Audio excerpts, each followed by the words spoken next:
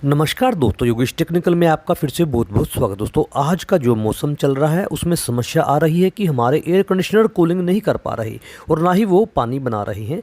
और इस समस्या को ठीक करने के लिए हम गैस रिफिल करवाने चले जाते हैं, लेकिन इस समस्या का समाधान ये नहीं है। आज हम इसी समस्या के बारे में इस वीडियो में विस्तार रूप से जानेंगे और इसका समाधान क्या हो सकता है उसके बारे में भी जानेंगे। सबसे पहले, जब आप अपने घर में कभी भी स्प्लिट एयर कंडीशनर लगवा रहे हों तो आउटडोर को इंस्टॉल करवाते हुए आपको 3-4 बातों का ध्यान हमेशा रखना चाहिए। आपको आउटडोर ऐसी जगह लगवाना चाहिए जहाँ पर सूर्य की रोशनी सीधी उसकी हीटिंग कोयल पर ना पड़ती हो। और जब गैस आप अपने उस सिस्टम में रिफ़िल करवा रहे हों तो वैक्यूम पंप के द्वारा वैक्यूम करने के बाद ही गैस को रिफ़िल कराएं। अगर आप ऐसा नहीं करेंगे तो कम से कम आपकी 20% कूलिंग कम हो जाएगी और इस मौसम में इस समस्या का सामना आपको करना पड़ेगा।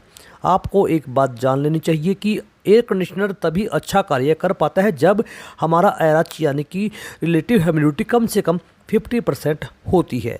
और आज जो मौसम चल रहा है उसमें जो नमी की मात्रा है, रिलेटिव ह्यूमिडिटी, वो लगभग 10 से लेकर 15% के आसपास ही होती है। और इस मौसम में एयर कंडीशनर पानी नहीं बना पाते। लेकिन आप कहेंगे कि जब हम नया लेके आए तब बनाते थे। बिल्कुल, लेकिन हमारी गलतियों की वजह से ये समस्या आपको 1 साल के बाद आना शुरू हो जाएगी।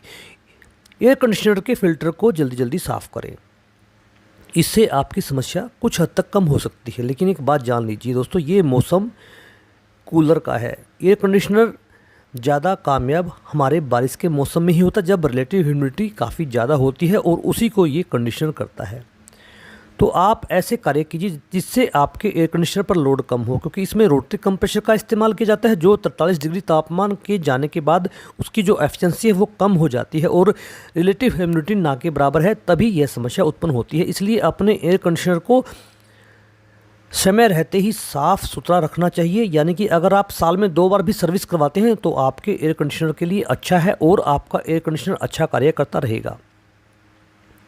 ये थी वो फॉल्ट फाइंडिंग, उन समस्याओं का समाधान जो अक्सर हमें इस मौसम में आती है।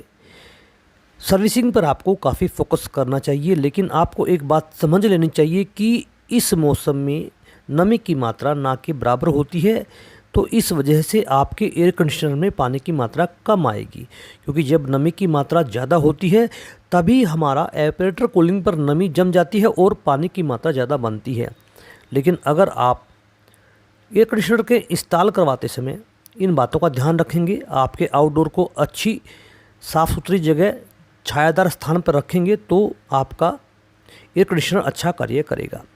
कोशिश कीजिए कि टेम्परेचर को आप 24 से कम ना करें। इस मौसम के दौरान 24 डिग्री सेल्सियस पर ही आपको अपने रूम टेम्परेचर को सेट करना चाहिए। कोशिश कीजिए कि आप उसे 27 या 28 भी कर सकते हैं, तो भी आपका एयर कंडीशनर ओवरलोड नहीं होगा और इस भीषण गर्मी में भी वो अच्छा कार्य करेगा।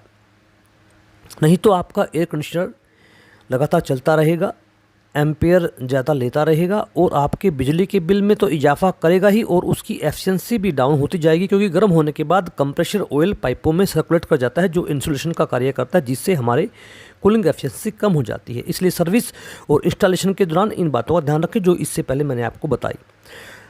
मैं आपको विंडो एयर कंडीशनर में भी वो सभी बातें बताऊँगा जिससे आप उसकी एफिशिएंसी को बढ़ा सकते हैं।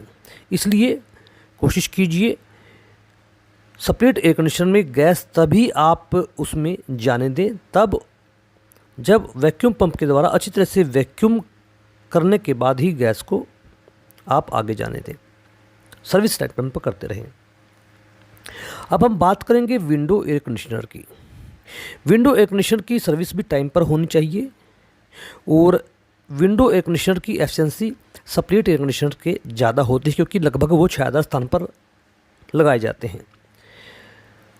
और हम रोटरी कंप्रेसर का इस्तेमाल करते हैं ज़्यादातर एयर कंडीशनर में। अगर ऐसा कंप्रेसर जो अभी आप देख रहे हैं रेसिप्रोकेटिंग टाइप, अगर इस टाइप का कंप्रेसर आपके एयर कंडीशनर में लगा हुआ है तो इसकी एफिशिएंसी रोटरी कंप्रेसर से ज़्यादा होती है।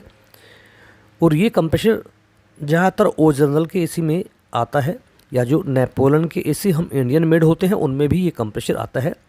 इससे 43 डिग्री का तापमान जाने के बाद भी कूलिंग में ज़्यादा फ़र्क नहीं पड़ता और कूलिंग काफ़ी दमदार करता है।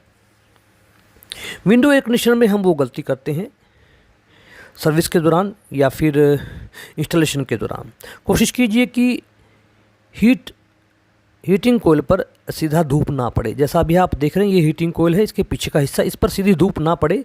अगर सीधी धूप पड़ेगी तो आपके एयर कंडीशनर की एफिशिएंसी कम हो जाएगी। और ये रबड़ काफ़ी महत्वपूर्ण है दोस्तों, अगर आप विंडो एयर कंडीशनर का इस्तेमाल करते हैं। इस मौसम में अगर आपने ये रबड़ नहीं लगाई या ये रबड़ निकाल दी है तो आपके एयर कंडीशनर की कूलिंग एफिशिएंसी कम हो जाएगी। क्योंकि दोस्तों ये रबड़ इसलिए लगाई जाती है ताकि जो हल्का फुल्का पानी इस मौसम में बने वो एयर कंडीशनर के अंदर ही रह जाए, ताकि हमारी हीटिंग कोयल को कुछ नमी की मात्रा प्राप्त हो जाए और उसकी कूलिंग एफिशिएंसी बरकरार रहे।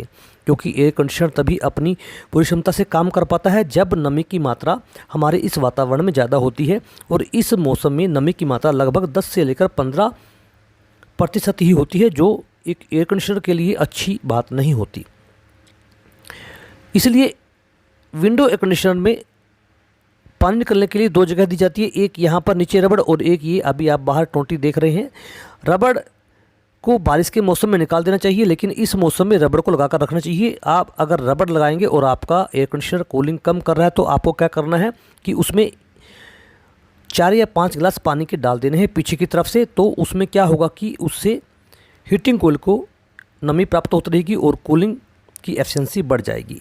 इसलिए इस रबड़ का प्रयोग कंपनी के द्वारा किया जाता है, लेकिन हम सर्विस के दौरान या फिर इंस्टॉलेशन के दौरान इस रबड़ को निकाल देते हैं। या फिर बारिश में ज़्यादा पानी बनने से क्या होगा कि पानी फैन ब्लेड के साथ पूरी हीटिंग कोयल पर जाएगा, जिससे कि आवाज़ होगी। इसलिए हम इस रबड़ को निकाल देते हैं, लेकिन बाद में इसे लगाना भूल जाते हैं।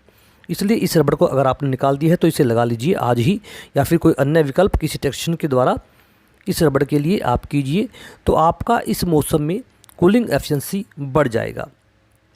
इसलिए आप चिंता ना करेंगी, अगर आपका इस मौसम में एयर कंडीशनर पानी कम बना रहा है तो टेंशन की बात नहीं है। जैसे ही बारिश होगी या नमी की मात्रा मौसम में बढ़ जाएगी तो आपका एयर कंडीशनर पानी पूरी मात्रा से बनाना लग जाएगा। सर्विस को जल्दी करवाएं, समय पर करवाएं और बेशक 2 बार करवाएं। इसलिए दोस्तों आपको इन सभी बातों का ध्यान रखना चाहिए अगर आप एयर कंडीशनर से अच्छा काम लेना चाहते हैं। वीडियो को लाइक और शेयर अवश्य कर दीजिएगा। चैनल को सब्सक्राइब करना भी मत भूलिएगा। धन्यवाद।